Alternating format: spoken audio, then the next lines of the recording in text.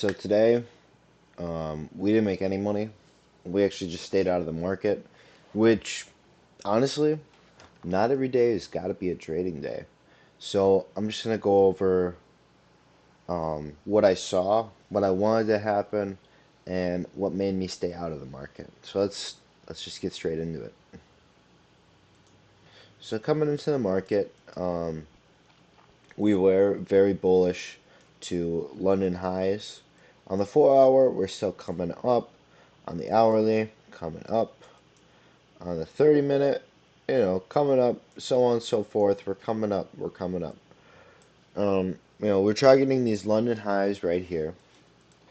And on the 5 minute pre-market, we're trading within this 5 minute fair value gap, as well as we have this big order block right here that price had tapped into.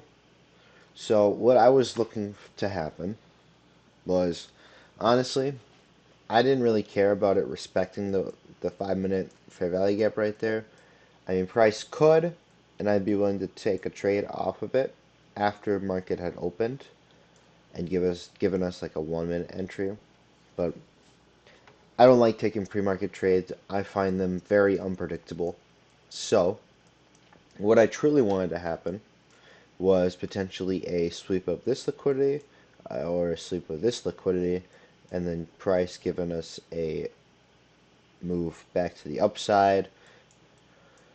But, obviously, price did not do that. It just completely fucking dumped. And then over on ES, complete opposite happened. At market open, we fucking ripped to the upside. We instantly took out London high. While on NQ, we didn't, creating an SMT divergence, which, if my rule set was a little bit different, in which case it lets me flip my bias, then maybe I would have flipped it to bearish after sweeping out London highs on ES while also not sweeping them out on NQ. And then I could have scaled down to these lower time frames, potentially taking a trade off of this 2 minute fair value gap right here getting tapped into. We see rejection out of it, and then, yeah, we see the rejection out of it. Personally, I think, let me see. Let me see.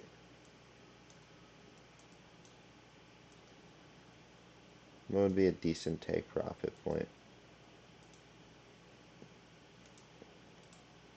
We've got equilibrium right here. So, yeah, honestly, we see this. We have equilibrium below.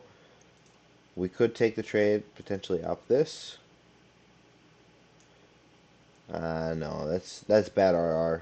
That's bad RR. I wouldn't take that. Yeah, another one of my rule sets when it comes to trades is I will never take a negative RR. If the trade is not providing me a good RR setup, then I just simply won't take the trade. I mean, potentially we could have taken this trade as well, right here. Rejection off of this 2 minute right here.